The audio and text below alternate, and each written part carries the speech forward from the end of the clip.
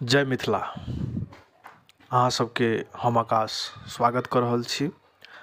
आइ अपना सब जे चर्चा करब वो दिल्ली के वो गंभीर समस्या के ऊपर में वायु प्रदूषण।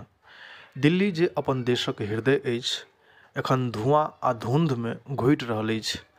आइ बुझब कि आखिर किएक ई समस्या हमरा सबके भविष्य के खतरा में डालि रहल अछि। दिल्ली के हवा एखन एतऽ तक खराब भऽ गेल अछि जे ओकरा में सांस लेबऽ तक कठिन भऽ गेल अछि। AQI एयर क्वालिटी इंडेक्स जो स्वास्थ्य के मापदंड अछि, दिल्ली में अक्सर खतरनाक स्तर पर पहुँच जाइत अछि। 400-500 के पार भऽ जाइत अछि। खासकर ठंडक मौसम में जखन हवा ठंडा होइत अछि आ धुआं ऊपर नहीं जा पाबि रहल अछि तऽ ई समस्या और गंभीर भऽ जाइत अछि। एहि समस्या के कए गो कारण अछि। पहिल कारण अछि जे गाड़ीक संख्या में होइत भारी वृद्धि। गाड़ी के धुआं, विशेषकर डीजल गाड़ी, वायु में जहर घोलि रहल अछि। दोसर कारण अछि उद्योग धंधा जे बिना उचित फिल्टर के धुआं छोड़ि रहल अछि। तेसर कारण अछि पराली जलाबे के, जे सब साल सर्दी के शुरुआत में दिल्ली के हवा के और जहरीला बना दैत अछि। छोट बच्चा आ वृद्ध लोग सब एहिसँ बेसी प्रभावित भऽ रहल अछि। डॉक्टर कहैत छथिन जे ई समस्या यदि एतऽ के लोग नहीं बुझलक तऽ भविष्य में स्वास्थ्य संकट बढ़ि सकैत अछि। एहि वायु प्रदूषण के असर हमरा स्वास्थ्य पर सीधा पड़ि रहल अछि। सांस लेबे में कठिनाई, अस्थमा, फेफड़ा के रोग आ आँखि में जलन, ई सब दिल्ली में आम भऽ गेल अछि। हमरा सबके सेहो किछु महत्वपूर्ण कदम उठाबऽ पड़त।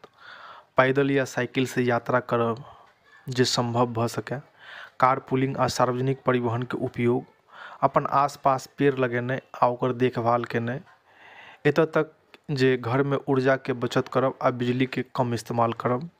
सरकार बहुत प्रयास कर रहल अछि। उदाहरण स्वरूप ऑड इवन योजना के शुरुआत, सार्वजनिक परिवहन के बढ़ावा आ कारखाना पर कड़ा नियम लागू कयल जा रहल अछि। लेकिन एहि समस्या के समाधान केवल सरकारक प्रयास से संभव नहीं अछि।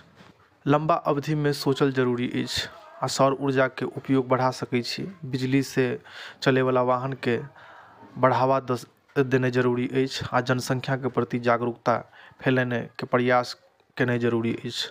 हमरा लोकनि के जे छोट प्रयास करब से दिल्ली के पर्यावरण में बड़का बदलाव ला सकै छी। ठीक छै, दिल्ली के पर्यावरण केवल सरकार के जिम्मेदारी नहीं छै, ई हमरा सबके जिम्मेदारी अछि। अहाँ सब एक छोट कदम लऽ सकै छी, लेकिन वो छोट कदम बड़का परिवर्तन के शुरुआत कऽ सकैत अछि। ई वीडियो अगर अपने सबके पसंद भेल होइत तऽ लाइक, शेयर आ सब्सक्राइब करब आ हमरा सबके पर्यावरण के बचावे के प्रति जे छै से एक संग आगू बढ़ू। धन्यवाद। जय मिथिला, जय बिहार।